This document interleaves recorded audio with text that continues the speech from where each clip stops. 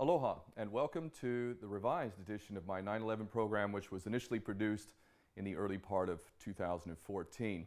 Before I continue, however, I must say one word of love and respect to my dear mother who passed on earlier this year. She gave me the unconditional love that every child deserves, and any good deed I've ever done in my life I have to attribute directly to her. So to you, my mom, thank you so very much for all that you did for me, and to all mothers indeed. Moving back, 9/11. This, for me, is the litmus test. No other issue provides an opportunity for us to see the depth of integrity of anybody who speaks in a public area about the truth surrounding this event. Now, I made this project early in 2014 with the expressed intent of showing whose fingerprints were all over it.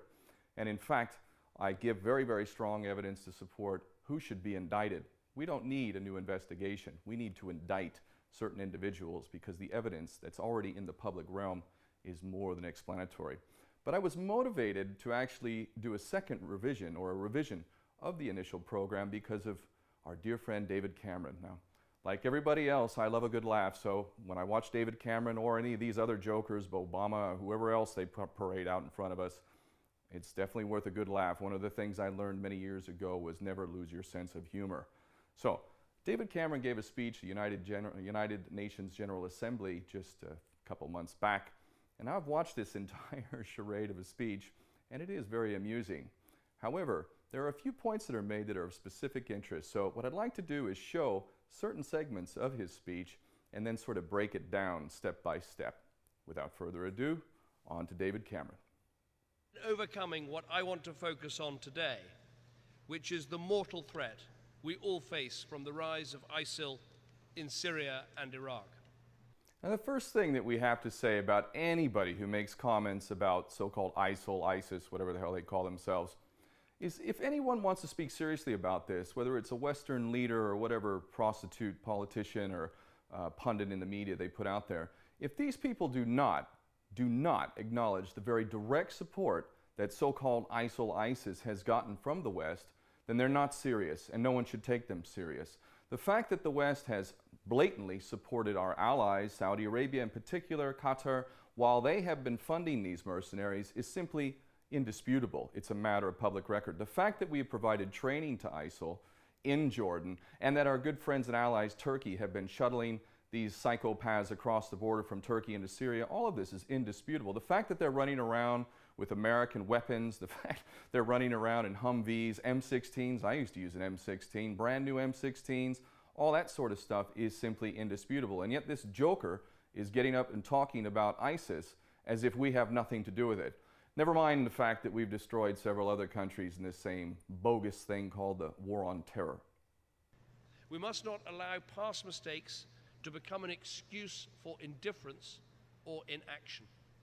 So this is incredible. We cannot let past mistakes. Are you talking about the mistake of invading Afghanistan and Iraq and also destroying Libya? Are you talking about the so-called mistake in which we invaded Afghanistan based on the pretext that Osama bin Laden was responsible, and yet not once has this man been indicted because even the FBI admitted they don't have any evidence linking Osama bin Laden to 9/11. So what the hell did we invade Afghanistan for? That's a pretty big mistake. And if you go back to the Nuremberg tribunals, wars of aggression are the supreme crime. People hung for that in Nazi Germany. I'm wondering why we don't have anybody hanging for the war of aggression that we fought in Afghanistan. And even more ridiculous and insane is the invasion and occupation of Iraq that is translated to the deaths of 1 million, perhaps 2 million, millions of refugees, millions of orphans running around without a parent or even both parents as a result of this.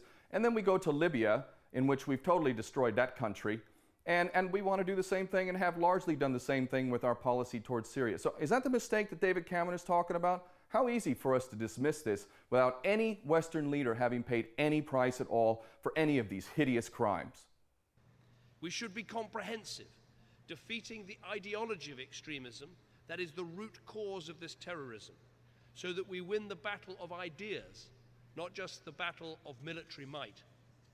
Now, this is the amazing part of this speech, which the same theme is being carried forward by Obama and other such prostitutes. This conflation of so-called extremists coupled with nonviolent extremists with terrorists. So it looks like all of us who question the official propaganda of the state are actually going to be deemed, or already being deemed, extremists.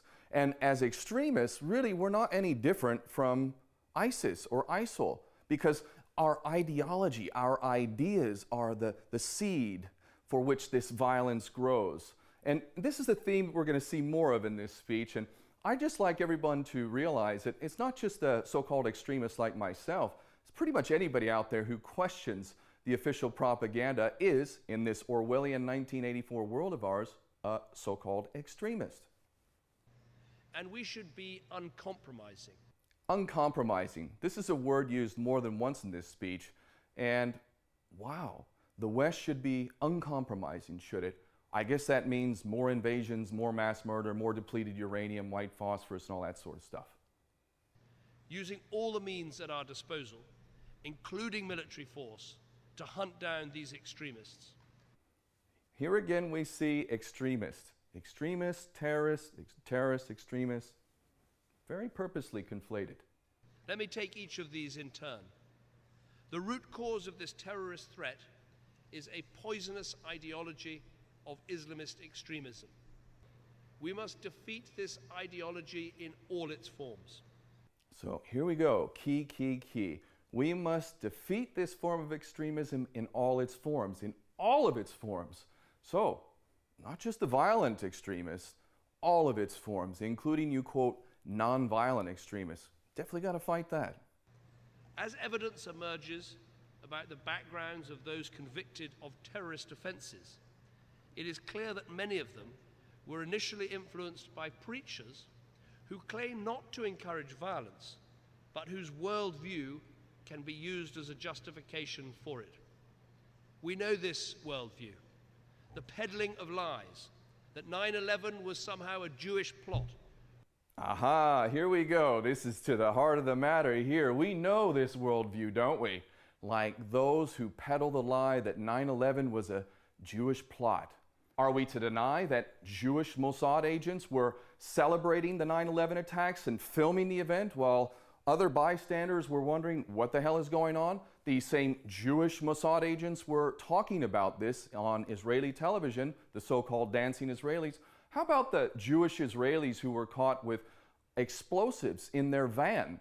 This hits at the crux. Actually, this is the motivation for doing this revamped, revitalized, and improved version of this 9/11 program, because at the end of the day, the litmus test of 9/11 is those who will speak honestly about whose fingerprints are all over this. And I can tell you, the powers that be are so deathly afraid of those of us who have the courage to speak out about who is responsible for 9/11, because indeed it involves Jewish agents, including Jewish Mossad agents, including so-called dual national traitors in the United States.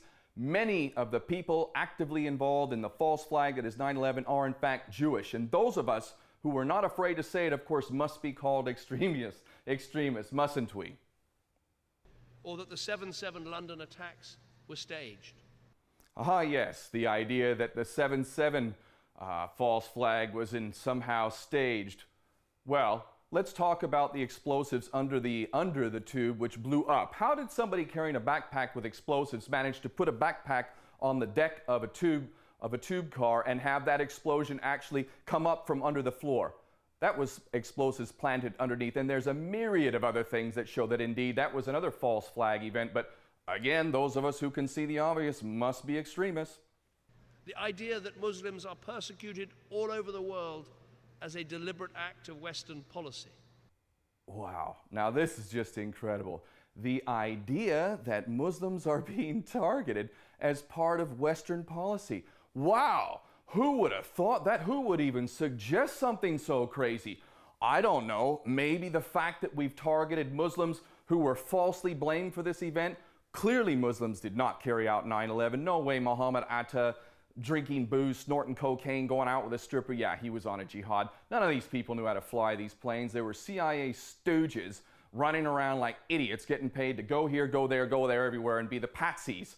And yet all the evidence makes this clear, and yet we've invaded only Muslim countries. We are targeting Muslims. We still have people, Muslims, in Guantanamo. Who knows how many we've tortured and killed that we don't know about. Oh, God forbid we start looking at Western policy for what it is and actually seeing that it's targeting Muslims.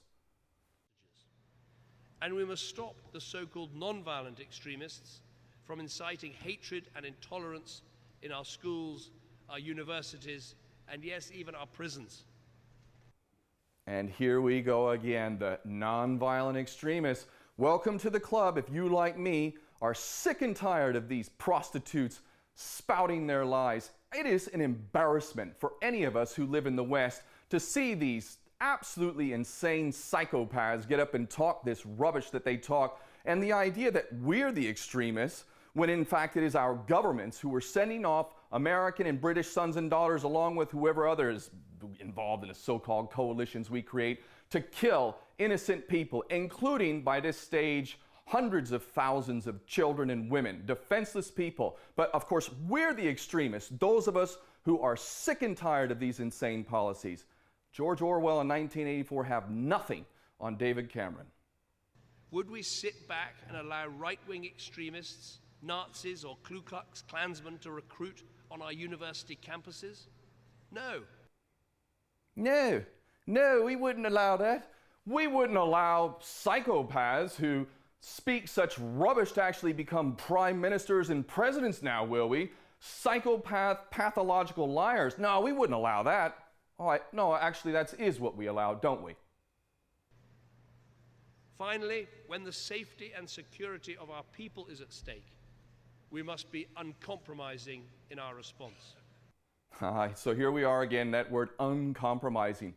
With the safety and security of our people at stake. Well, okay, let's dissect that just a bit.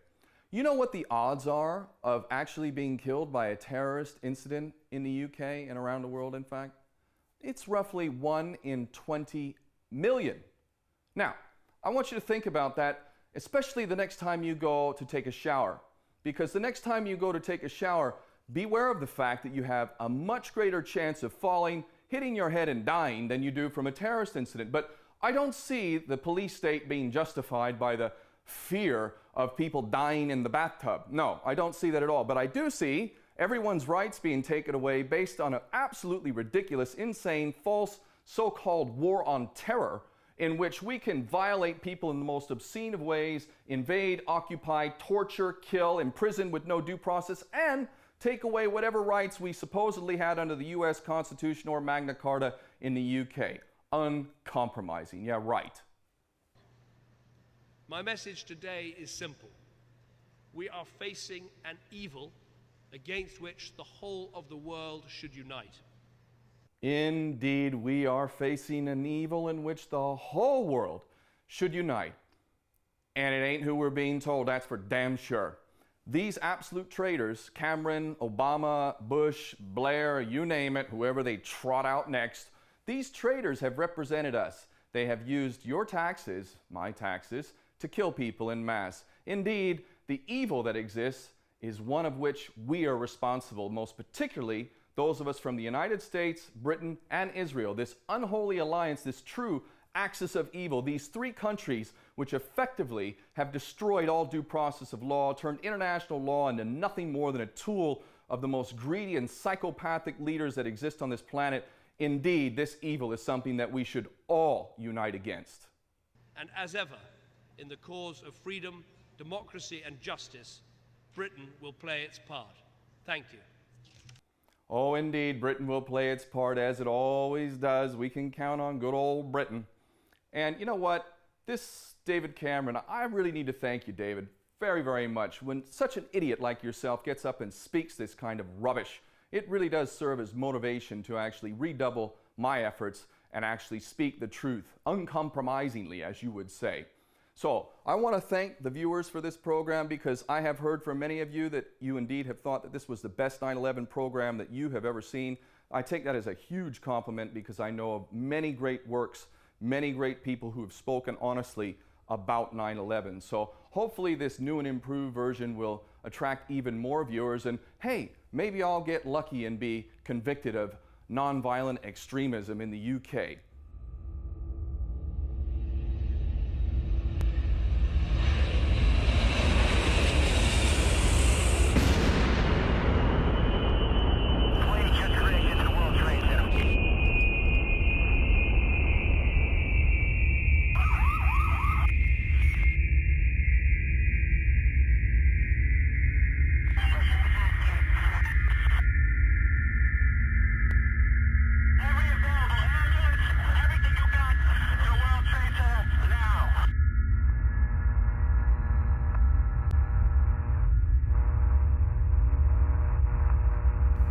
Every nation in every region now has a decision to make. Either you are with us or you are with the terrorists. When I took on this show, I knew that certain issues needed to be discussed right up front. And top of the list was 9/11, because no event has affected our world, especially the Middle East, more than 9/11. But all the major players in this event have received obvious cover from the governments, academics, and of course, the mainstream media. Aside from the sycophants protecting their masters, there is a much more insidious enemy of truth known as political correctness. I will not bow to such manipulations. Political correctness is a trap, functioning as a tool to prevent honest dialogue. It fosters, if not compels, self-censorship. It is a blatant form of thought control. So when I use the word Jew instead of Zionist, for example, I do so because it is the most accurate word to describe those whose primary allegiance is to the Jewish state of Israel. To use the word Zionist, as the thought police would have of me, would deny the fact that Israel is the Jewish state, not the Zionist state. Take the Christian Zionists, which are some of Israel's staunchest supporters. They're not granted the same right of settlement as their Jewish counterparts. Why? Well, because they're Zionists, but they are not Jewish. In the end, nobody is better placed to stop the criminality of the Jewish state than Jews themselves. Go back to where you came from. You know where you came from? For the You came speedy from the bottom of and the dog. peaceful That's where you dismantlement came of the from. state of Israel. Then we can once again coexist as we have for hundreds of years. We have older rabbis who will testify lived in the old state of Jerusalem. In the old state, in the old city of Jerusalem. In the old city, they lived door by door. This rabbi lived in the old city of Jerusalem. Before 1948, he'll tell you how he lived, coexisted with all the Arab neighbors, how they babysat each other's children when they went to Yom Kippur. When the women went to Yom Kippur on the fast day, the Muslim neighbors babysat the children, the most precious objects they gave to them to protect. Whether we like it or not, taking responsibility for the actions of our governments that operate in our name, that receive our complicity and our support, is essential to solving the problems we face. Blame shifting, on the other hand, is tantamount to voluntary maintenance of the tyranny. As for my motivations, I consider every single human being to be a brother or sister in one human family. And I want what is best for every member of my family. And I mean every member. But patronizing talk and false sensitivity helps nobody. Let there be no mistake. My greatest scorn is reserved for my birth nation of the United States, that is without doubt the greatest terrorist entity of the 20th and 21st centuries, regardless of the fact that it has been hijacked by traitors and foreign agents. So if the citizens of the Jewish state and the United States want to avoid the virtually inevitable retribution coming their way, it will be by changing their disastrous course without delay. In this sense, I am all too ironically a friend to the Jewish state and the American people, because both must face their criminal nature while they still have a chance. And to make this point that much clearer, if the situation were reversed and the Jewish people were being broadly blamed for the crimes of 9/11 when clearly they were patsies, I would be the first to stand up in their defense. Let me also extend an open invitation to Israeli, British, and American government representatives so as to challenge me on any point I make in this program or future programs, with a special invitation to Israeli spokesperson Mark Regev, who I will devote an entire program to one-on-one debate if he has the courage to take me up on it. If, however, these governments and their trolls simply choose to sling mud, you can rest assured it is because they are cowardly propagandists who could never back up their insultingly false incantations outside of the cozy confines of the whorehouses they frequent, otherwise known as the mass media. Before we explore the truth regarding 9/11, I must thank Christopher Bolin, Mark Glenn, Jonathan Azazia, Mark Dankoff, and Xander Z. Fereza for reviewing the content of this program. They have provided invaluable input. Now, the first thing to discuss about 9/11 is the fact that this event is quite possibly the greatest mind control event in human history. Certain aspects of it are so stark, so profound, that within this historic event can be seen a tremendous gift. But firstly, let me acknowledge the obvious. While my birth nation of America has meted out more violence in the 20th and 21st century than any other entity, it does not change the fact that the events of 9/11 are a great tragedy, not only for what happened on the day, but also for the far, far greater suffering and death that has resulted from it. Having said that, the gift lies in 9/11 serving as a litmus test for humanity. Indeed, I will make the case that we have reached a flashpoint in human history that will decide the fate of all life on planet Earth, because in the nuclear age, we simply cannot sustain the collective insanity of our current path. We have come this close to nuclear annihilation many times over, and facing the truth about 9/11 can be the beginning of the end of that insanity. The good news is that poll after poll makes very clear that more and more people do not trust the official account of 9/11. Around the world, it is safe to say that the majority of people do not accept the official version of the event. In America itself, roughly half doubt or disbelieve the official version altogether. And herein lies the heart of the gift. Despite all of the mass media deception, people are seeing straight through the lies and regaining the capacity to think and process information intelligently. This is absolutely critical in the process of liberating humanity from the bondage and ignorance and division. I have often used a metaphor to describe the current state of human existence, and it goes like this. Human society has created and ultimately consented to the institutions of power that oppress us, to such a degree that we the people have constructed a massive prison that every man, woman, and child, for the most part, have voluntarily entered. We have then closed the prison door behind us, taken the key within our collective hands and locked the prison door. As if this wasn't bad enough, incredibly, we have then handed the key to the prison door to a group of psychopathic tyrants who have all too wisely remained outside of the prison. Subsequently, we continue to beg these tyrants for the crumbs while we continue to remain locked in a prison of our own making. Now, the prison is a metaphor for our current financial system, a financial system utilized by the tyrants to control virtually every aspect of human existence. And yet, and please listen to what I am saying here, the tyrants are powerless without our consent. And while we have collectively entered this prison, we can tear down the prison walls of financial enslavement in an instant. No matter what our religion, non-religion, what color we are, what country we come from, what group we relate to, or what philosophy we subscribe to, we, the masses, have the same cause. We want the same things. We want to live a dignified life. We want a just and peaceful world. The powers that be know this very well, and that is why they must continuously divide us and rule us.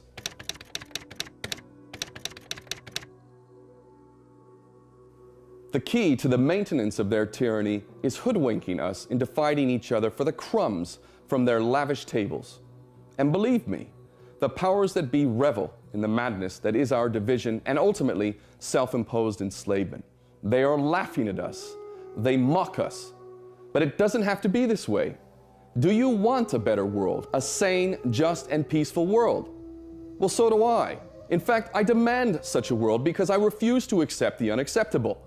And while I hold the tyrants responsible for ungodly amounts of suffering and injustice and death, I cannot ignore the fact that they could not possibly have achieved this without the massive compliance from the masses, from us. Which brings us back to an uncomfortable truth, which is that we are guilty to one degree or another. I want to issue a huge apology to a group to which I am not a member. Because as I will lay out very clearly, if there is one group that cannot be held responsible for the 9/11 event, it is the very group blamed for this crime. And that would be the Muslims around the world. So let me say with resounding clarity on behalf of all sane, thinking people, we are deeply sorry that Muslims have been falsely accused of the events of 9/11 and that subsequently, countless Muslim lands and people have endured the farcical war on terror. We apologize for the invasions, occupations, drone strikes, torture, Guantanamo, for all of the maiming and the death that has rained down on you. Let it be understood from this day forward, from this non-Muslim, that we know the 9/11 false flag was intentionally, falsely blamed on you so as to cultivate a clash of civilizations. We reject the war on terror in total and shall identify those responsible come hell or high water. When we return, we shall discuss the absurdity of the official version of 9/11 and, more importantly, whose fingerprints are left all over this event.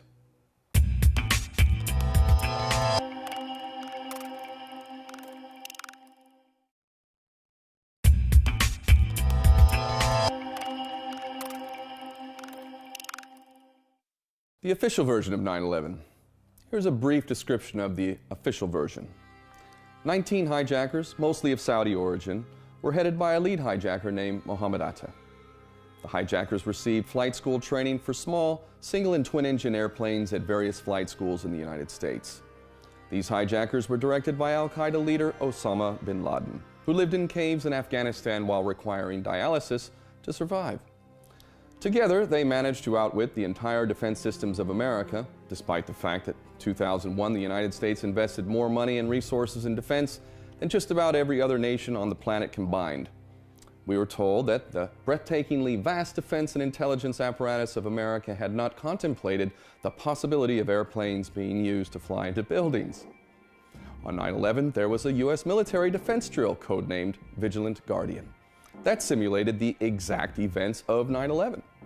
As a result of this drill, there was confusion about whether there was a real or simulated hijacking, and thus 19 individuals managed to allegedly hijack 4 planes and freely roam American airspace without any challenge from U.S. interceptor fighter jets.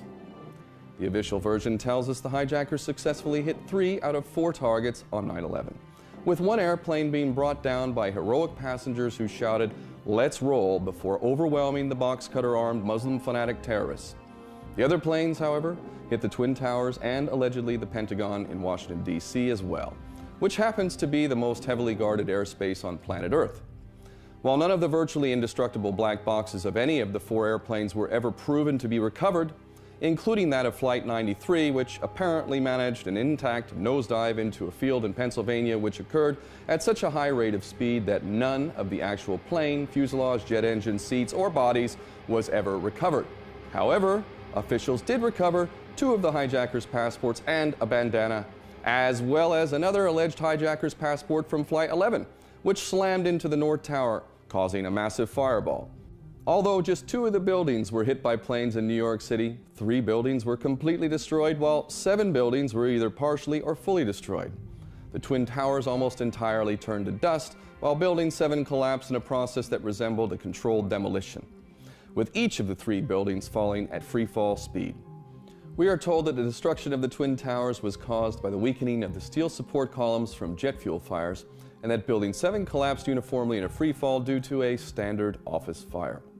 This is the first and only time in history that has occurred to such buildings, steel support, steel frame buildings. We are also told that the Pentagon was hit by an airplane whose pilot executed a 270-degree banking right turn as it descended 8,000 feet, all the while managing to avoid detection of upwards to 85 surveillance cameras covering its flight path as it apparently flew directly into the Pentagon. Footage from the 85-plus surveillance cameras was confiscated by the FBI, but they assure us it was just as described. The commission created to carry out the official investigation required 442 days to be formed by a foot-dragging Bush administration. No less than Henry Kissinger was appointed to lead the investigation, and the total budget allocated to investigate the biggest crime in the history of America was a staggeringly minuscule $14 million. By comparison, the U.S. government budgeted $160 million, when adjusted for inflation, to investigate the Space Shuttle Challenger disaster in 1986.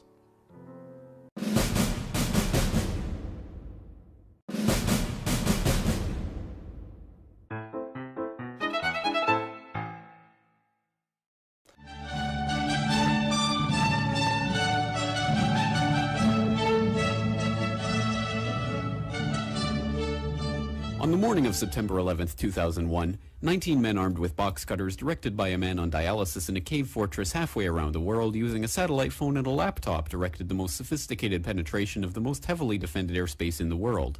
overpowering the passengers and the military combat-trained pilots on 4 commercial aircraft before flying those planes wildly off course for over an hour without being molested by a single fighter interceptor.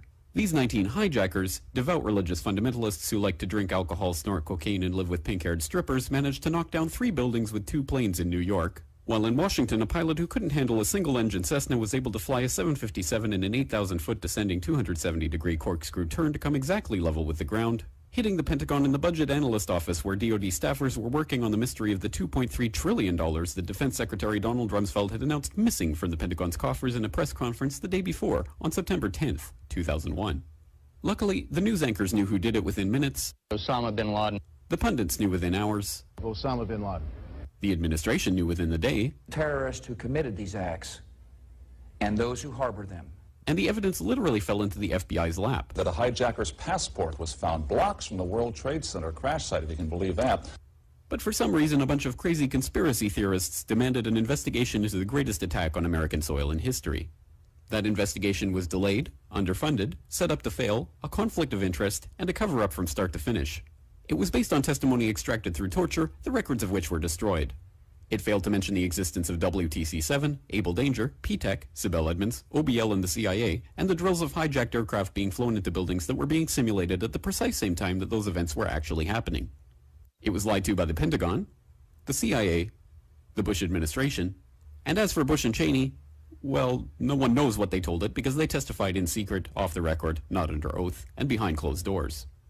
It didn't bother to look at who funded the attacks because that question is ultimately of little practical significance. Still, the 9/11 Commission did brilliantly answering all of the questions the public had, except most of the victims' family members' questions, and pinned blame on all the people responsible, although no one so much as lost their job, determining the attacks were failure of imagination. Because nobody in our government, at least, and I don't think the prior government that could envision flying airplanes into buildings. Except the Pentagon, FEMA, NORAD, and the NRO. The DIA destroyed 2.5 terabytes of data on Able Danger, but that's okay because it probably wasn't important. The SEC destroyed their records on the investigation into the insider trading before the attacks, but that's okay because destroying the records of the largest investigation in SEC history is just part of routine record keeping. NIST has classified the data that they used for their model of WTC-7's collapse, but that's okay because knowing how they made their model of the collapse would jeopardize public safety. The FBI has argued that all material related to their investigation of 9/11 should be kept secret from the public, but that's okay because the FBI probably has nothing to hide. This man never existed, nor is anything he had to say worthy of your attention, and if you say otherwise, you are a paranoid conspiracy theorist and deserve to be shunned by all of humanity. Likewise him, and her, and her, and her, and him. Osama bin Laden lived in a cave fortress in the hills of Afghanistan, but somehow got away. Then he was hiding out in Tora Bora, but somehow got away. Then he lived in Abbottabad for years, taunting the most comprehensive intelligence dragnet employing the most sophisticated technology in the history of the world for a decade, releasing video after video with complete impunity and getting younger and younger as he did so, before finally being found in a daring SEAL team raid which wasn't recorded on video, in which he didn't resist or use his wife as a human shield, and in which these crack special forces operatives panicked and killed this unarmed man, supposedly the best source of intelligence about those dastardly terrorists on the entire planet. Then they dumped his body in the ocean before telling anyone about it. Then a couple dozen of that team's members died in a helicopter crash in Afghanistan. This is the story of 9/11, brought to you by the media which told you the hard truths about... His head could be seen to move violently forward. And... They took the babies out of the incubators. And... Mobile production facilities. And... The rescue of Jessica Lynch. If you have any questions about this story, you are a batshit, paranoid, tinfoil, dog-abusing baby hater and will be reviled by everyone. If you love your country and or freedom, happiness, rainbows, rock and roll, puppy dogs, apple pie, and your grandma, you will never ever express doubts about any part of this story to anyone. Ever. This has been a public service announcement by the Friends of the FBI, CIA, NSA, DIA, SEC, MSM, White House, NIST, and the 9/11 Commission. Because ignorance is strength. Let us never tolerate outrageous conspiracy theories concerning the attacks of September the 11th, malicious lies that attempt to shift the blame away from the terrorists themselves, away from the guilty. Conspiracy theories, conspiracy theories. Conspiracy theories.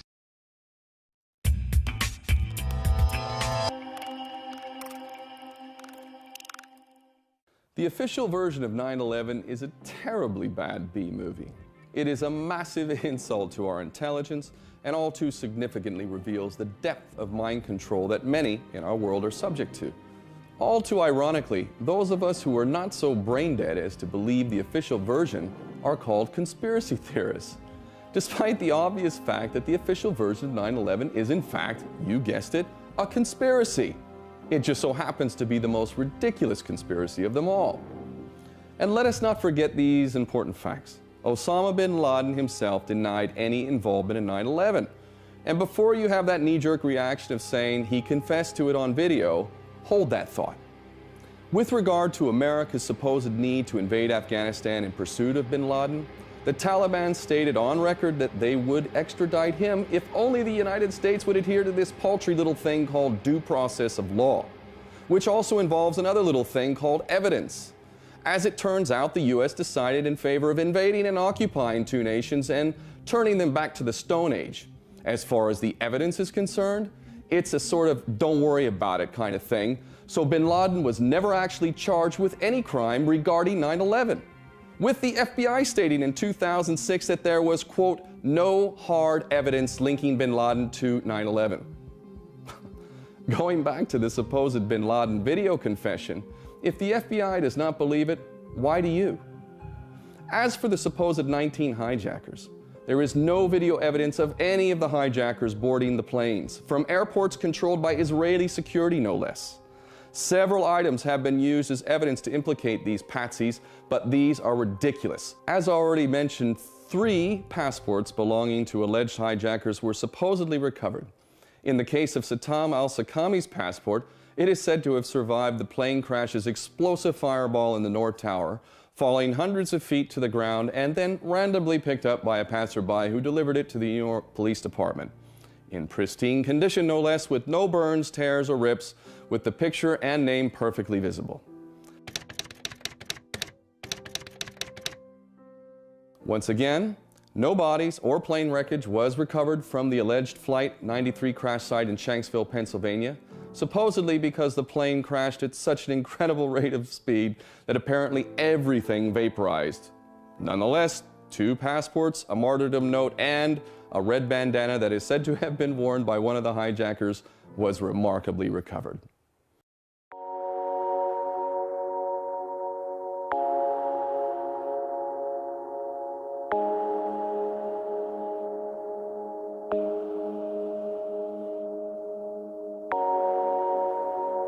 There is one thing that defines everyone over the course of these early years of this new century. That thing is the 911 attack. Everyone in government in every field of endeavor, the world over, is defined by their position on this event.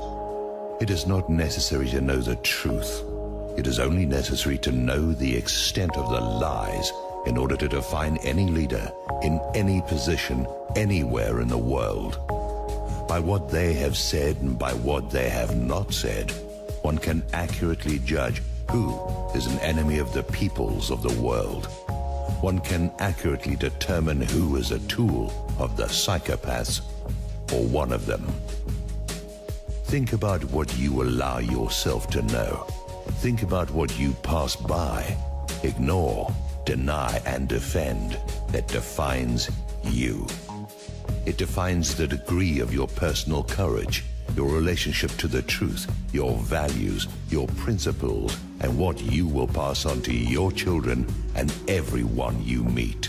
It tells you, in that place where your conscience must once have lived, whether you are a hypocrite and a fool, or whether something greater still lives within you. 19 men passed through airport security. 11 of them are stopped and questioned, but then allowed to board. Several large passenger planes wind up hijacked and flown at high speed into enormous buildings.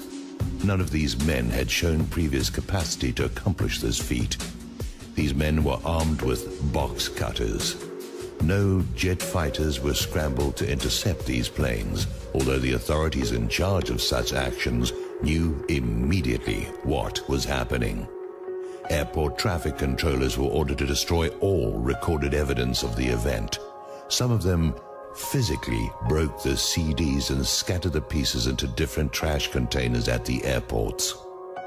Within hours, 3 of the biggest buildings in the city, buildings designed to absorb the impact of the very planes which hit them, all crumbled into their own footprints at the speed of free fall.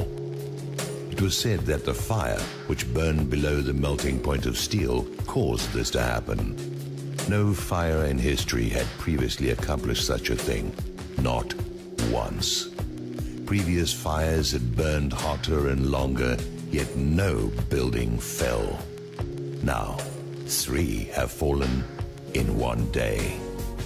Months later, the wreckage burned white hot beneath the surface, and clear cuts and support beams were photographed. A passport from one of the hijackers appears on a city street, undamaged. Cars are discovered at airports with flight training videos and Qurans. Apparently the men, who were deeply religious enough to give their lives to attack these buildings, thought nothing of leaving their sacred texts behind. Some weeks later, 7 of the alleged hijackers are found to be alive in their native countries.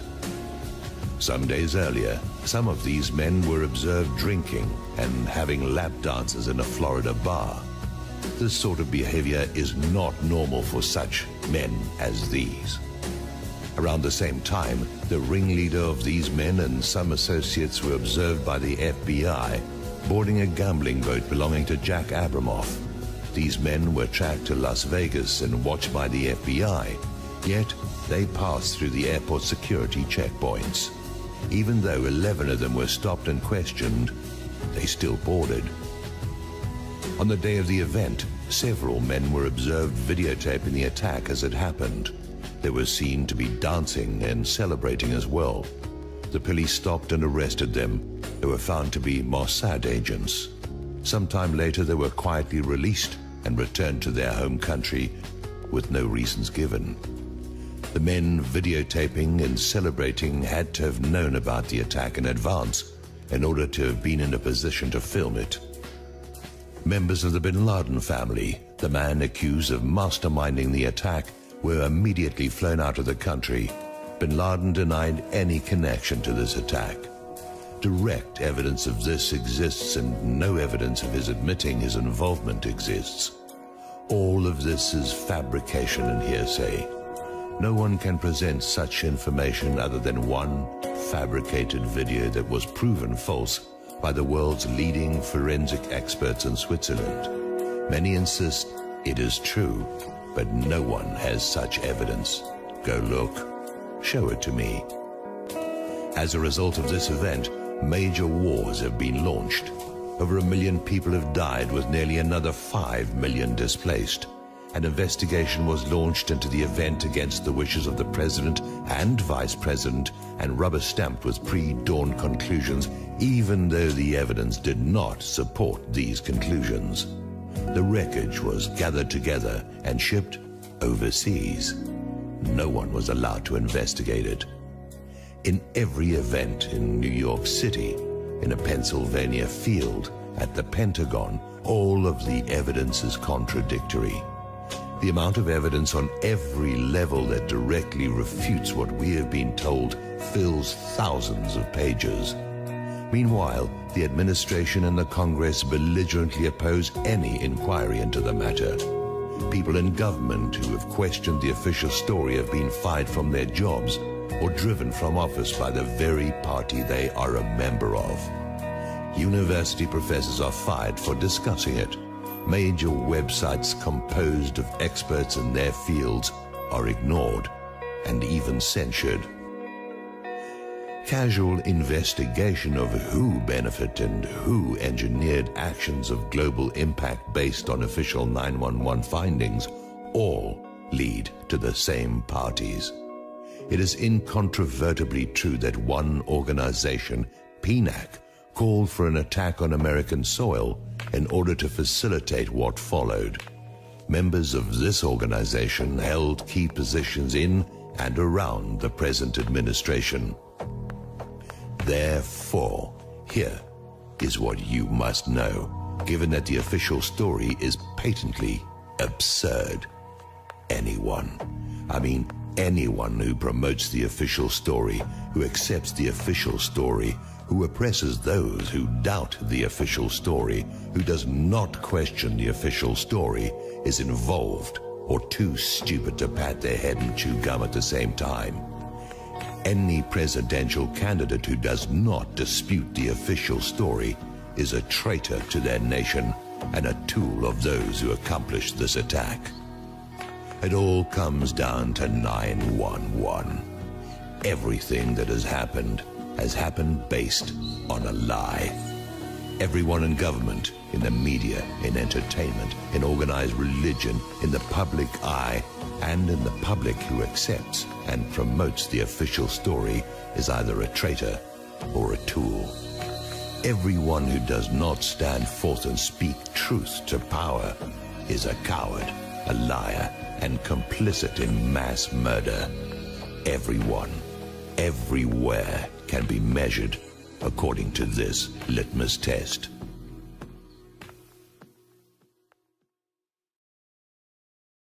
So now, let us extract ourselves from the collective insanity required to even entertain the official version of 9/11. Instead, let us take a look at reality and the evidence around 9/11 that is part of the public record. As you will see, this evidence indicts certain players who were indeed motivated by a religious fanaticism, but they are not Muslims.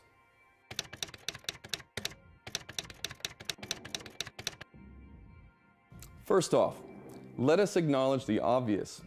The U.S. government has done everything in its power to pervert the course of justice, and that in itself is a major crime, given the mass murder they continue to cover up. So this fact alone indicts the U.S. government. Aside from that, the odds of a drill simulating the exact events of the actual reality occurring as pure coincidence is like a fairy story. With no disrespect to those who believe in fairies, because I myself accept the existence of fairies as a far more likely possibility than the myriad of coincidences that officially occurred regarding 9/11. Speaking of coincidences, imagine that you are a Jewish billionaire businessman named Larry Silverstein, and that you have set your sights on acquiring some of the most expensive real estate in the world, specifically the World Trade Center complex with its crown jewels known as the Twin Towers. However, there's a bit of a problem. The Twin Towers were full of cancer-causing asbestos, and the cost estimates for removal of the asbestos range from the low billions to the tens of billions.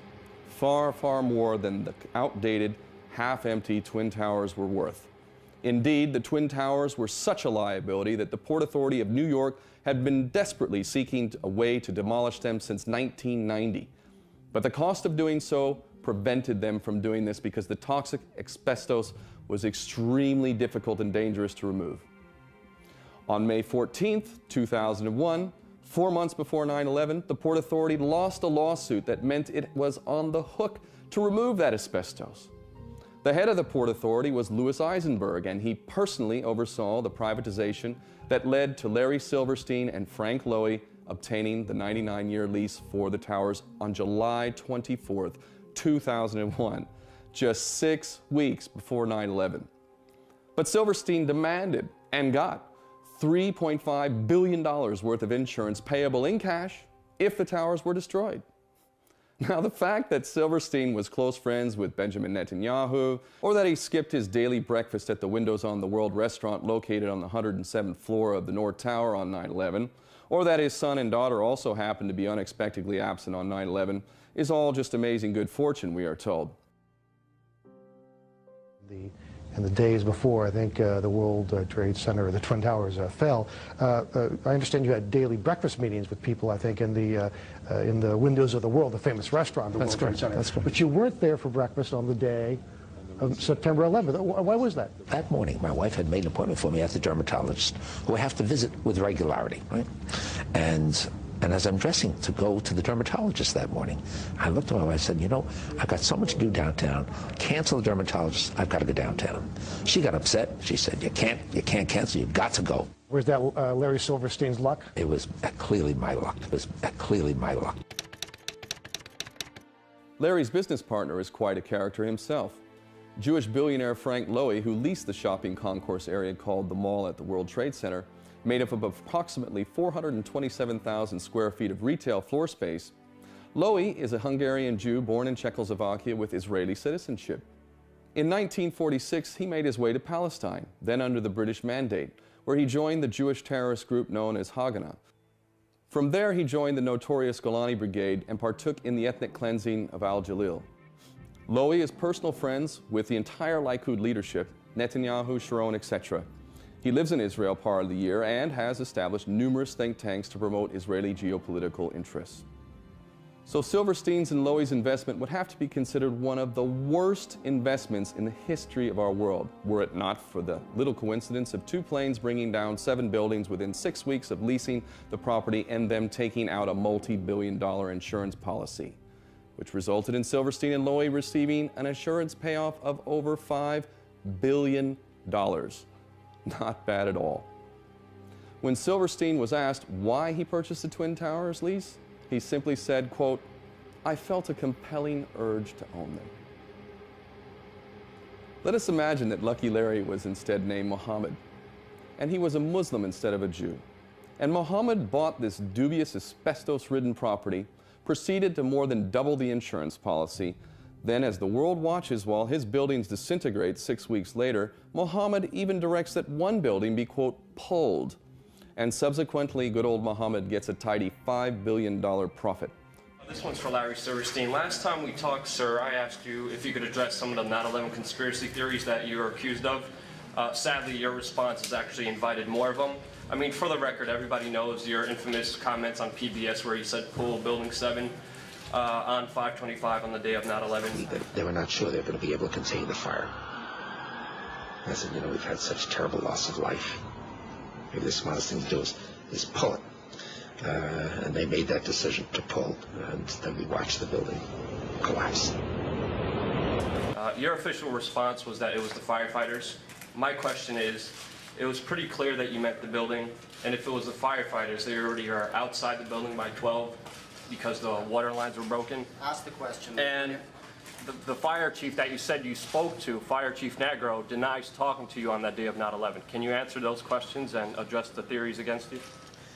I suggest to everybody's consideration that we all look at the thousands of pages of testimony that have been rendered in the many years since 9/11, and let's use today's session for some of this. Are you aware of testimony of bombs in the building before the building collapsed, sir? Are you aware of that testimony? Sir, there's testimony by Barry Jennings. Sir, you don't have to touch me. Listen, I'll walk away. All I'm asking is a question. I don't have to be kicked out. It's a legitimate question. You don't have to put your hands on me. But all I'm saying is, no, I'm not. I'm here asking. The question was not answered. That's why I have a grievance. Okay. Larry Silverstein was told not to come into work. That's why him, his daughter, and his son never showed up to work on 9/11. He put an insurance policy on the buildings. Reporters, do your job. Please ask some questions. It is like a tragic comedy that we as people have allowed ourselves to be conned into ignoring the mountains of evidence that indicts traitors within the U.S. government and military, as well as dual nationals, Jewish Israelis, who happen to have also advertised their desire for a, quote, new Pearl Harbor type event that would allow them to carry out a perpetual war policy for reasons of greed and power. Wrapped up in a blanket of patriotism, of course. Whether you knew any of this or not, it has been hidden in plain sight. Who had the power to pull off 9/11 without a hitch? Who had the most pressing motive?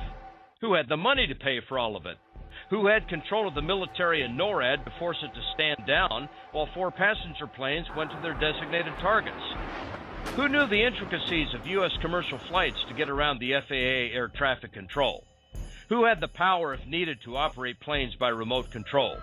Who had control of the courts in the United States to make sure that no wrongful death claims were trial? Who had control of disposal so that all the steel girders of the Twin Towers were shipped to China before they could be chemically analyzed? Who had the power to control the NYPD and the NYFD? Who had the power to allow dozens of suspects to escape to foreign countries, especially Israeli suspects? Who had the technology to bring down steel-girded buildings built to withstand forces much greater than aberrant planes and nominal fires? Who had the advanced computer knowledge to coordinate the attacks? Who had the state-of-the-art knowledge about explosives and detonators? Who had control of the press and media to curtail investigations? Who is the most familiar with and has political control over the city, New York, at which the attacks took place? Who has a history of unprovoked attacks or even false flag operations, some of which have been directed at the United States? Who has a network of spies operating in the United States that could facilitate the attacks? Who has personnel in almost every sector of the American federal government to create a massive cover-up? And lastly, as any detective would ask, who benefits? Who benefits, cui bono, from the attacks? Israel had the motive, the power, the money, the influence, the technology, the terrorist history, and most of all, was the only one who benefited from 9/11.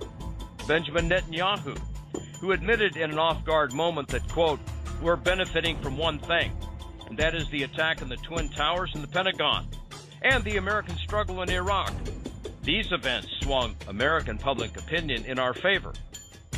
The day after, Netanyahu said something even more incredible. In regard to the 9/11 attacks, he said, quote, it's very good.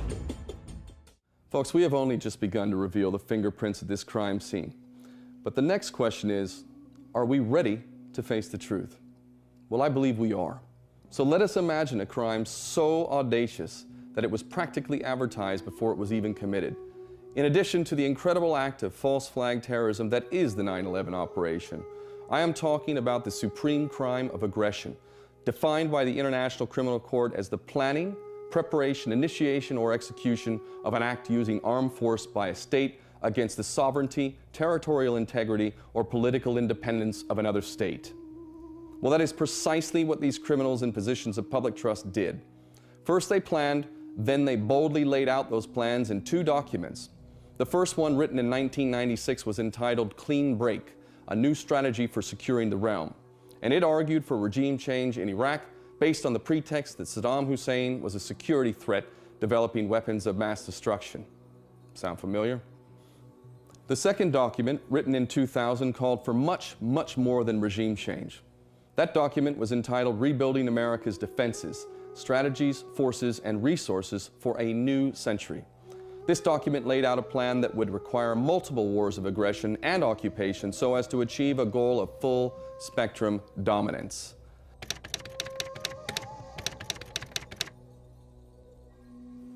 The name of the group proposing these criminal policies was the Project for a New American Century, or PNAC. And their membership happens to read like a who's who in Jewish, Israeli, American politics. To be fair, the Project for a New American Century did have one token Islamic figure, or, to use the terminology of the late great Malcolm X, a lone house Muslim.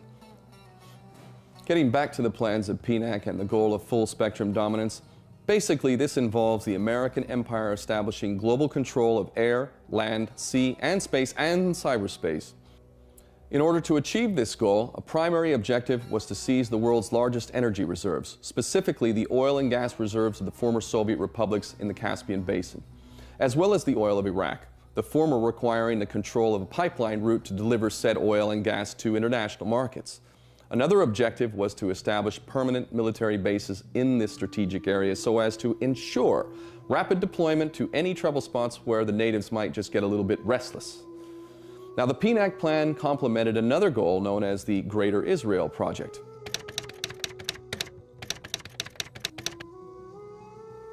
Going back to statements from the founder of Zionism, Theodor Herzl, the so-called Promised Land extends from the Nile River of Egypt to the Euphrates in Iraq. In Oded Yanan's A Strategy for Israel in the 1980s, Israeli regional superiority was to be achieved through a process of reconfiguring the Middle East by the balkanization of the surrounding Arab states into smaller and weaker states divided along sectarian lines.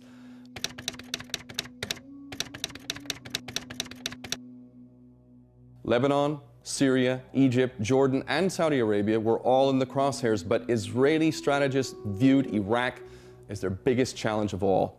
And thus Iraq was outlined as the centerpiece to the balkanization of the Middle East. Iraq was to be divided into a Kurdish state, a Shiite Arab state, and a Sunni Arab state.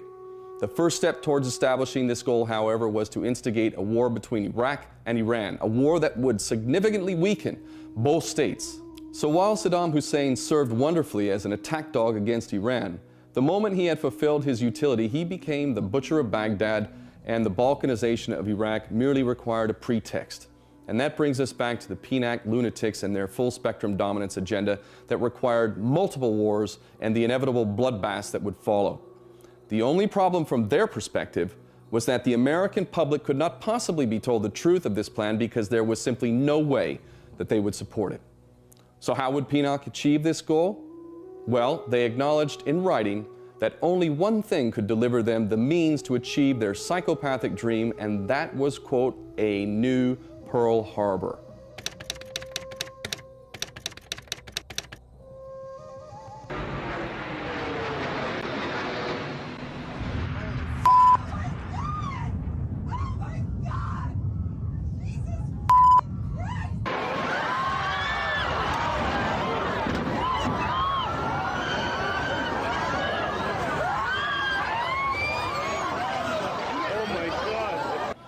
Only such an event could whip the American public up into the fever pitch of vengeance that could serve as the pretext for multiple wars. And lo and behold, the gift of 9/11 was provided, and the farcical war on terror was born. Muslims became the new boogeyman. The clash of civilizations as envisioned by Zionist ideologue Bernard Lewis was instigated, and the Middle East would soon be set alight. Understanding the motive, let us now look at the fingerprints. I have had long conversations over the past 2 weeks with contacts at the Army War College, at Headquarters Marine Corps, and I've made it absolutely clear in both cases that it is 100% certain that 9/11 was a Mossad operation, period.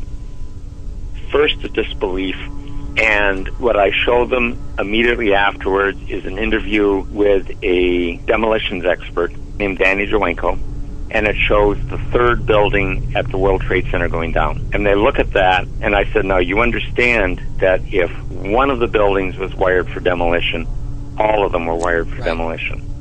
And that's it. That's the tipping point. Getting into arguments about who was flying what and where they were and whether there was nanothermite, those things are true, but they're incidental. The thing that's necessary is to tell people 3 buildings went down, the third was not hit by a plane, it was wired for controlled demolition, therefore all of them were wired for controlled demolition, and at that point the reaction is rage. First disbelief and then rage. 9/11 has led directly to 60,000 Americans dead and wounded.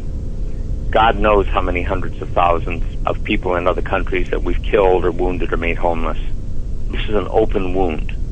And what Americans need to understand is they did it. They did it. And if they do understand that, Israel's going to disappear. Israel will flat-ass disappear from this earth. I sent a film to one of my colleagues, and it basically had Americans grieving over their dead, coming back. And I showed one of them, it was a woman just wrenched by grief, over her dead soldier. And I said, if Americans ever know that Israel did this, they're going to scrub them off the earth. And they're not going to give a rat's ass what the cost is. They are not going to care. The first thing, Mark, is astonishment. They didn't know. They truly didn't know. And these are not unintelligent people. They really didn't know. And the next statement is rage. Real rage. The Zionists are playing this as truly an all-or-nothing exercise. Because if they lose this one, if the American people ever realize what happened, they're done. The military has not been bought. The military is loyal, but it has not been bought. And if it ever understands this, really, really deeply understands this, and this is what I got when I put some of these things to the Army War College and to Headquarters Marine Corps, I mentioned to a contact at Headquarters Marine Corps, I said, they did 9/11. And it was, you don't mean it. I said, absolutely. And if they ever understand that, these people are history. Completely shocked. Unbelievable. Right, that's the view from the Palestinian side. Joining me now here in the BBC World studio is the former Israeli Prime Minister Ehud Barak, who's in London at the moment. Mr. Barak, welcome to BBC World. First, your reaction, having heard what's happened. At least 4 planes have been hijacked, and there may be more. The world will not be the same from today on. I don't know who is responsible. I believe we will know in 12 hours. Bin Laden sits in Afghanistan. There is a source of who else terror. Can you identify, though? Because we're not saying he's responsible for this necessarily. No, we don't say that he's responsible. Every simple step, crossing borders or going on a plane or on a ship, will become more complicated. It's a time to launch a operational, concrete war against terror, even if it takes certain pains from the routine activities of our normal society. This is the time to deploy a globally concerted effort led by the United States, the UK, Europe, and Russia against all sources of terror. Consistently, along 6 or 10 years, Iran, Iraq, Libya, North Korea. This is the only way. Without this clarity of purpose, there will be no world order, no world order possible here.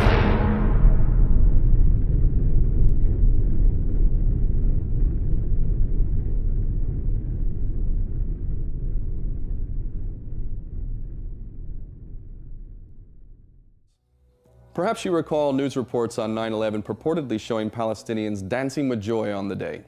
This could hardly have been any more insightful for an already thoroughly traumatized American public.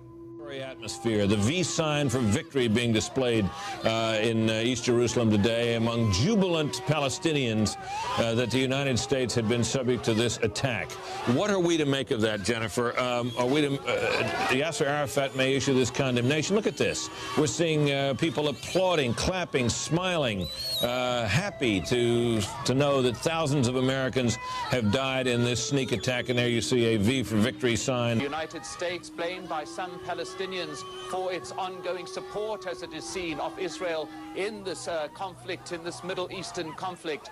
However, while some Palestinians were taking to the streets in apparent celebration, one youth was quoted as saying, as he received a sweets handed around in celebration, "This is a sweet from Osama bin Laden," he said. There's just one serious problem with these reports. As the German newspaper Der Spiegel later reported, the cheering of the Palestinians was unrelated to the events of 9/11 and was apparently instigated by Reuters reporters who were bearing cakes and sweets. What's tendered as news and even cultural norms is proffered in a tightly controlled venue, which George Orwell called the Ministry of Truth, which holds the means to mold the minds of the masses. And this power is in the hands of a few. Nah, they're not prostitutes, as Gerald Celente would have us believe. And they're not corporate elitists, as Alex Jones puts it. They're Jews. And I'm going to tell you just who. CBS is owned by Murray Rothstein. He changed his name to Sumner Redstone to pass himself off as a blue-blooded Gentile. NBC is owned by Brian Roberts, who with his sitcom, The New Normal, is corrupting the morals of our youth and annihilating the core of a stable, responsible society. ABC is owned by Sidney Bass, with Robert Iger as CEO, successor to Michael Eisner.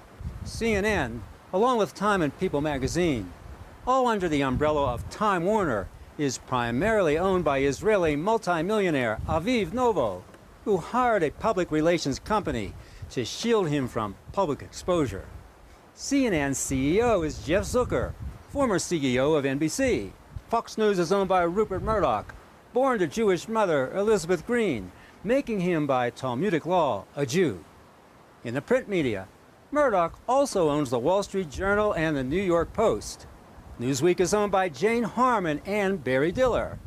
Harman's Newsweek is pushing that Jewish orchestrated red line, over which even more American Gentile soldiers will spill their blood for the Jews in Syria and Iran. The Washington Post is owned by the Meyer-Graham family, with Donald Graham as chairman, Dave Goldberg is CEO, and Barry Diller is senior executive. And the New York Times, America's foremost print media, is owned by the Sulzberger family, with Arthur Sulzberger Jr. as chairman of the board. Even now, the Times is repeating the weapons of mass destruction lie to get us into yet another war for the Jews in Syria. You see, the only news you're going to get is what the Jews deem fit to print.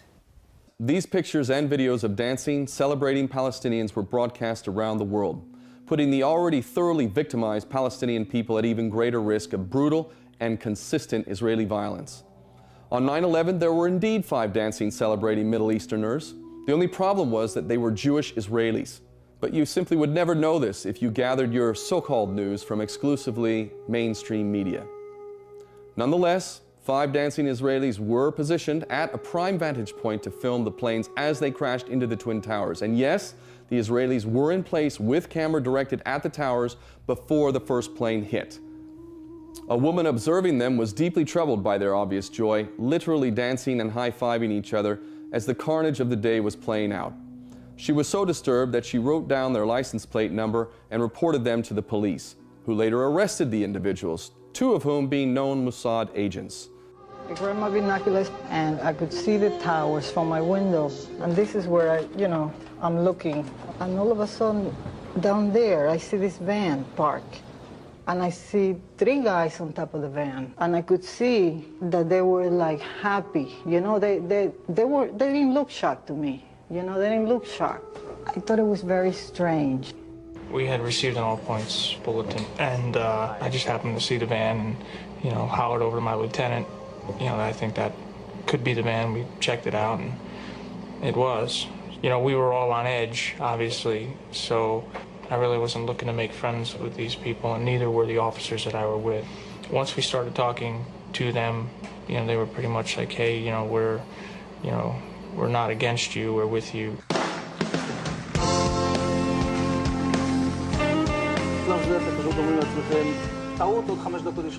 And at that point, we were taken for another round of questioning, this time related to our allegedly being members of Mossad. The fact of the matter is, we are coming from a country that experiences terror daily. Our purpose was to document the event. Our purpose was to document the event. I'm going to ask this question more than once. What if the dancing, celebrating people were in fact Palestinian, Arab, or Muslim? Would there have been even one American of age who would not know about this? At this point, we need to talk about Mossad. Mossad is the Israeli equivalent of America's CIA or the UK's MI6. Mossad, like their American and British counterparts, are agents of state-sponsored terrorism whose business involves political assassinations, car bombing, spying, as well as a host of other illegal and immoral activities. Importantly, the Mossad's motto just about says it all. By way of deception, thou shalt do war. Keep that motto in mind when I tell you that a month before 9/11, the Mossad sent a general warning to the CIA alleging that as many as 200 terrorists were present on American soil and were preparing a major operation. The Mossad linked the plot to Osama bin Laden and told their CIA counterparts that there were, quote, strong grounds to suspect Iraqi involvement.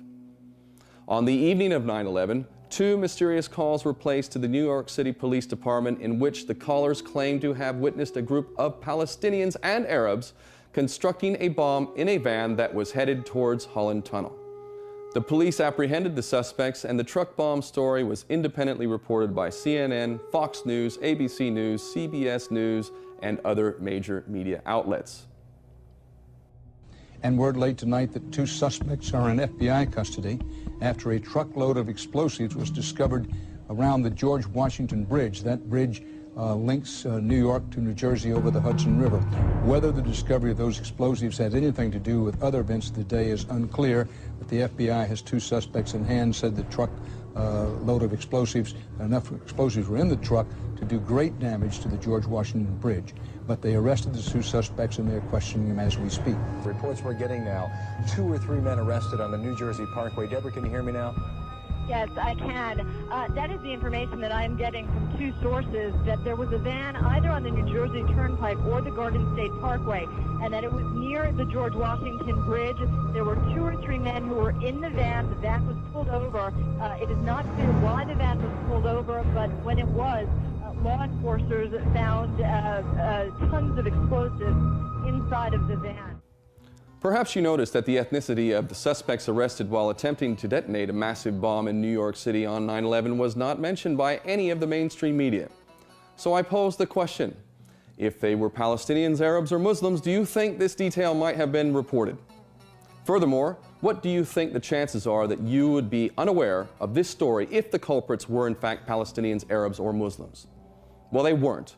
They were Jewish Israelis, and this is a classic example of a false flag operation to which Israel has a long history. Probably the most unusual, if not shocking, event of the day came in the form of another white van that was stopped by a New York Police Department on 9/11.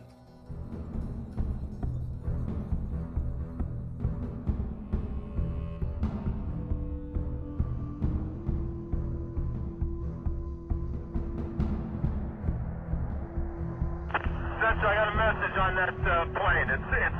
It's a big truck with a mural painted of an airplane diving into New York City and exploding. I don't know what's in the truck. The truck is in between 6th and 7th on King Street. All right, 10-4. I'll send the issue in the bomb squad there for West King. The 4? You got that last message? All right, that's fine. With a mural painted airplane diving into New York, blowing up. 2 men got out of the truck, ran away from it. We got those 2 under. That's good. You got those? Are you holding those 2 guys, Kay? We have them under. Let's get the music going here. Listen to that. Beat the shit out of them. All right, get in. See that? All right, listen, you need any further on those 2 guys over there? You all right over there, Kay? We have both suspects under, Kay. We have the suspects who drove in the van exploded. We have both of them under, Kay. Let's get some help over here. Now, I'm sending you here to shoot there. I just want to make sure you and your guys are all right over there, Kay. That's all. What's the location of that, Kay? Put them up. You know, we have both Neotrans driven that exploded. Resurrect? Police recordings indicate that this van had a mural painted on the side that literally depicted a remote-controlled plane crashing into the World Trade Center and exploding. The van's occupants were arrested and were referred to as ethnic Middle Easterners in a U.S. government report. Of course, if they were Palestinian, Arabs, or Muslims, this incident would have been plastered all over the media as proof of an Arab Islamic conspiracy behind 9/11. But few have ever heard of it, simply because it was another bungled false flag for which Israelis were ultimately responsible. The Israeli newspaper Ma'ariv has reported Israel's former Prime Minister Benjamin Netanyahu has publicly said the September 11th attacks have been good for Israel. Netanyahu said, quote, "We're benefiting from one thing, and that is the attack on the Twin Towers and Pentagon and the American struggle in Iraq," end quote.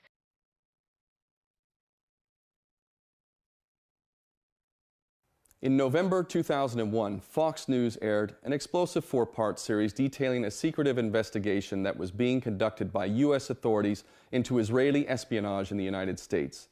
The report revealed that around 200 Israeli spies had been arrested by American authorities, the largest spy ring to be uncovered in U.S. history. 140 of these Israelis had been taken into custody just prior to 9/11, and the remaining 60 had been apprehended shortly thereafter in connection with the ongoing investigation into the attacks. Many of the Israeli spies belonged to the electronic surveillance and explosive ordnance units in the Israeli military. Fortunately for the 200 Israeli spies, they had friends in very high places. Michael Chertoff is a Jewish Israeli dual national who, as Assistant Attorney General, oversaw the non-investigation of 9/11, in which the crucial evidence was all confiscated and destroyed before it could be examined. Chertoff's mother also happened to be a Mossad operative. Chertoff, along with other dual citizens in the U.S. government, not only spearheaded the cover-up, he orchestrated the release of over 200 Israeli suspects, including the 5 dancing Israelis, those caught with their explosives in their van, as well as those caught with the van depicting a plane crashing into the Twin Towers.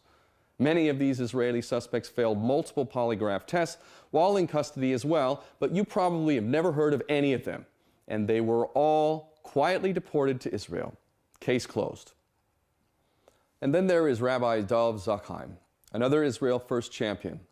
In 2001, Zakheim was CEO of SPC International, part of the System Planning Corporation, a defense contractor primarily investing in electronic warfare technologies, including remote-controlled aircraft systems, and the notorious flight termination system, FTS technology, that could hijack even a hijacked plane and land or crash it wherever. In addition, he was appointed as the Pentagon Comptroller in May 2001. During the same period, Donald Rumsfeld announced that the Pentagon could not account for $2.3 trillion. Okay. Hey, Donald, did you ever find that $2.3 trillion that you talked about the day before 9/11? Did you ever find it? It was always there, and what the problem was tracking it through the system. So when I arrived in the Pentagon and they told me that they can't track $2.3 billion that had been accumulated over the period before I got there, it turns out that there was not a legal problem or a loss. It was a matter of the complexity of the systems and tracking it all the way through. Mr. Secretary, we got to go. Sorry, guys, sorry. Zuckheim is also a co-author of the Project for a New American Century's position paper, Rebuilding America's Defenses, making him intimately aware of the need for a, quote, new Pearl Harbor. Let us also recall that Flight 175, which allegedly hit the South Tower, and Flight 11, which allegedly hit the North Tower, were Boeing 767s because Rabbi Zuckheim was in charge of a company that had access to Boeing 767s and the technology to retrofit them with remote control piloting systems. When we look at the alleged Flight 175 as pictured on the news media and official reports, it appears to be a retrofitted Boeing 767 that Zuckheim's company had access to, and it furthermore appears to have a flight termination system attached, which might be a better explanation for the expert piloting of aircraft on 9/11.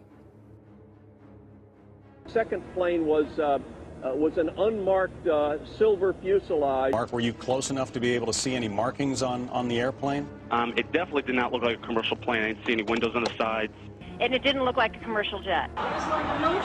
It was a military plane.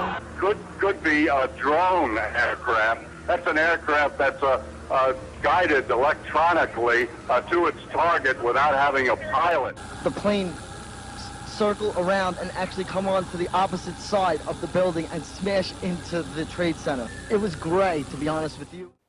Rabbi Zuckheim had access to the money, technology, and planes that were capable of carrying out 9/11, but don't worry, Philip Zelikow oversaw the official 9/11 investigation, and he has assured us that no Israelis were involved. So who is Philip Zelikow? He also happens to be a Jewish Israel First champion who Bush and Cheney selected to write the 9/11 Commission report. A year before that selection, Zelikow said the following: "I'll tell you what I think. The real threat is, and actually has been since 1990, it's the threat against Israel." But it gets better. Good old Phil describes himself as an expert in the, quote, creation and maintenance of public myths. He further defines public myth as a public presumption about history that may or may not be true, but which, nevertheless, exerts a powerful influence on the public opinion, and through that influence affects history.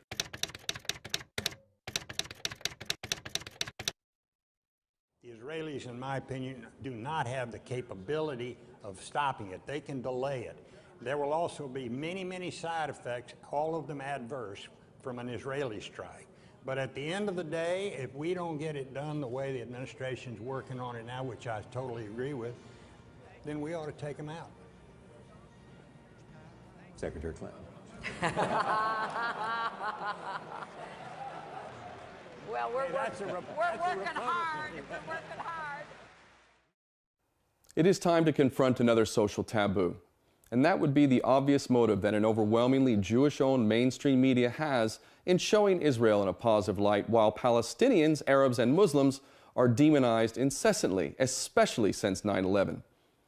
It is undeniably politically incorrect to say this, but I will say it anyway. The mainstream media is massively, disproportionately Jewish-owned, and the fact that people are afraid to admit this truth and discuss this blatantly favorable bias towards Israel is very revealing indeed.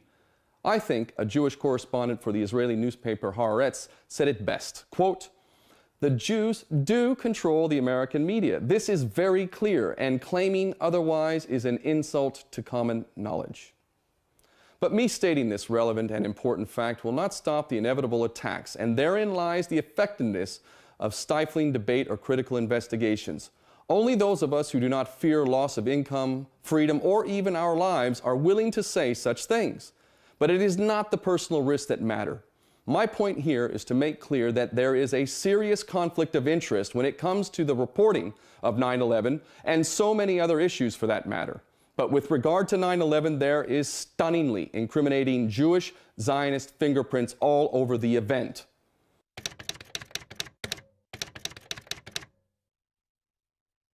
But I shall repeat, there is no possible way that Israel alone could have carried out the 9/11 operation. So let me be emphatically clear on this. There are many American traitors, some Jewish, many not, who swore to uphold the U.S. Constitution and yet committed high treason on 9/11.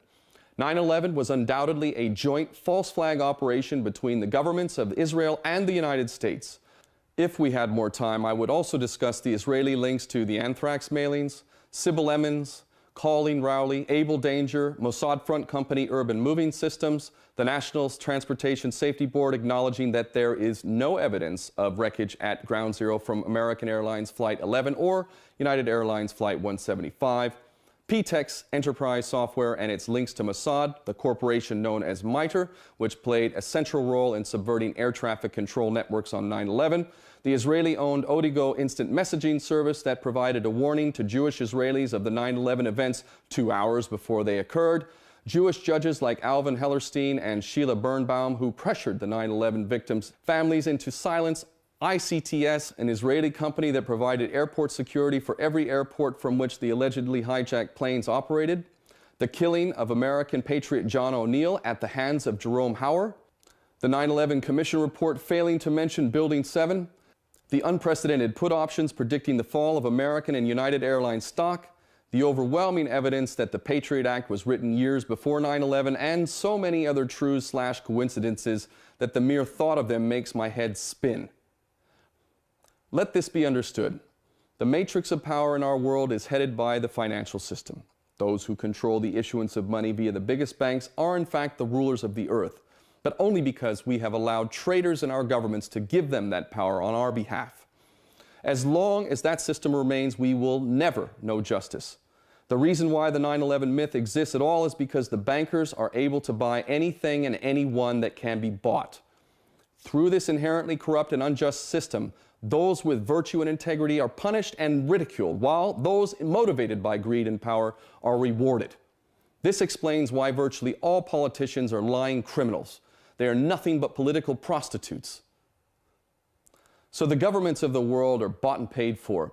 Multinational corporations are likewise controlled. Education is nothing more than indoctrination. And of course, the mainstream media is nothing more than prostitutes of propaganda who are committed to keeping the people ignorant and divided.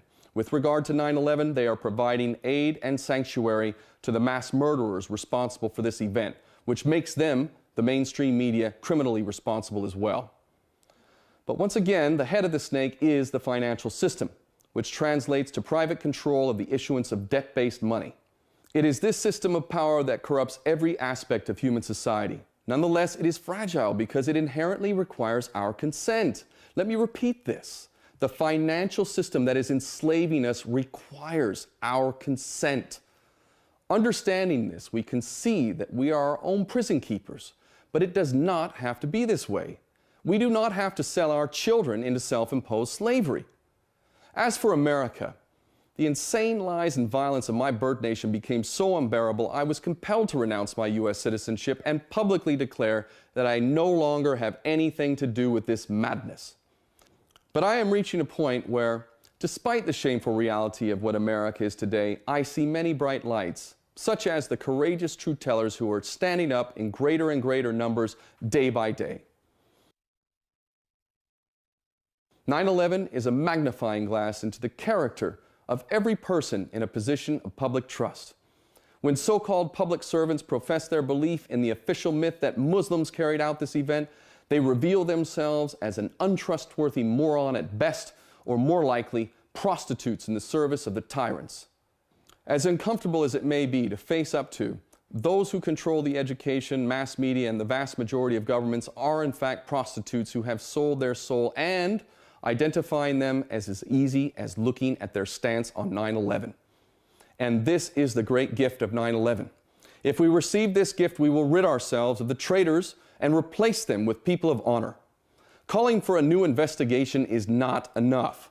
Calling for a new investigation will likely be used as the last-ditch escape route for the traitors to produce yet another whitewash. Allowing the fox to guard the henhouse is madness. Allowing the criminals to judge who is guilty and who is not is beyond stupidity. We, the people, are the guardians of truth and justice, and we must create our own institutions or completely reform existing ones in order to effect justice. I repeat, calling for a new investigation is not nearly enough.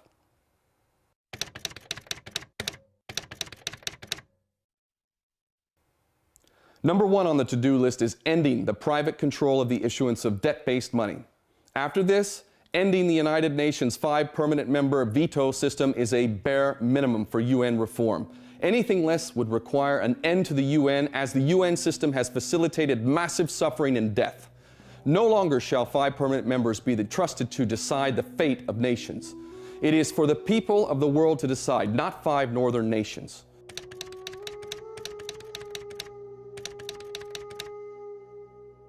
I would also call on the people of the world to demand reform at the International Criminal Court, so that consent amongst nations is no longer required to punish international crimes. With that done, the key players in the invasion and occupation of Afghanistan and Iraq, especially George Bush and Tony Blair, must be immediately apprehended and delivered to The Hague and prosecuted for war crimes and crimes against humanity at the International Criminal Court.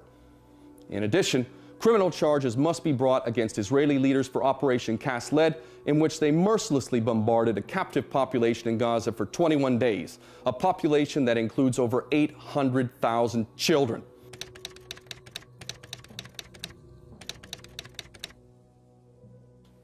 The key to improving life for the people of the Middle East is for us in the West to take responsibility for the crimes of our nations and subsequent policies that have subjected the people of the Middle East to endless suffering. 9/11 and the war on terror is only the latest example of how we are culpable in mass murder. To redeem ourselves, we must take control of our governments, and this leads me to my last suggestion.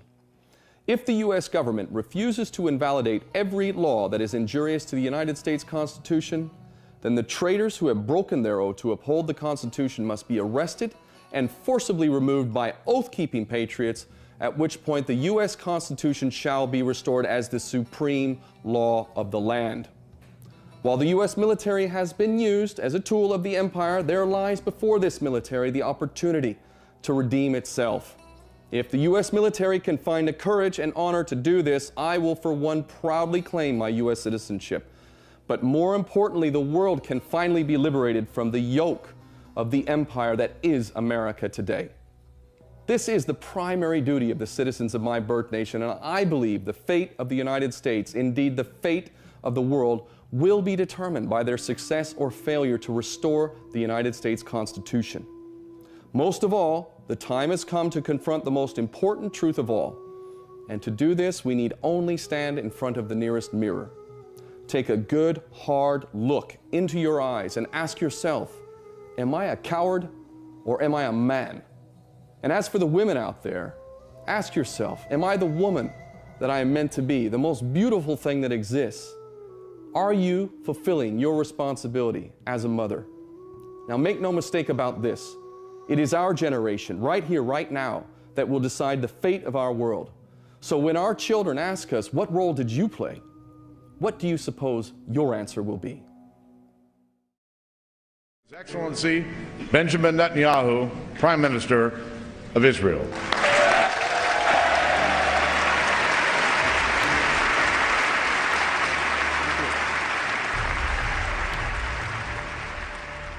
A nation can survive its fools and even the ambitious, but it cannot survive treason from within. An enemy at the gates is less formidable, for he is known and carries his banner openly. But the traitor moves amongst those within the gate freely, his sly whispers rustling through all the alleys, heard in the very halls of government itself. For the traitor appears not a traitor.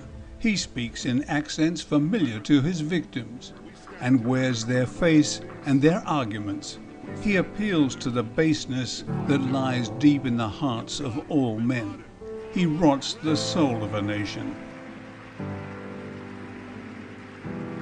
He works secretly and unknown in the night to undermine the pillars of the city.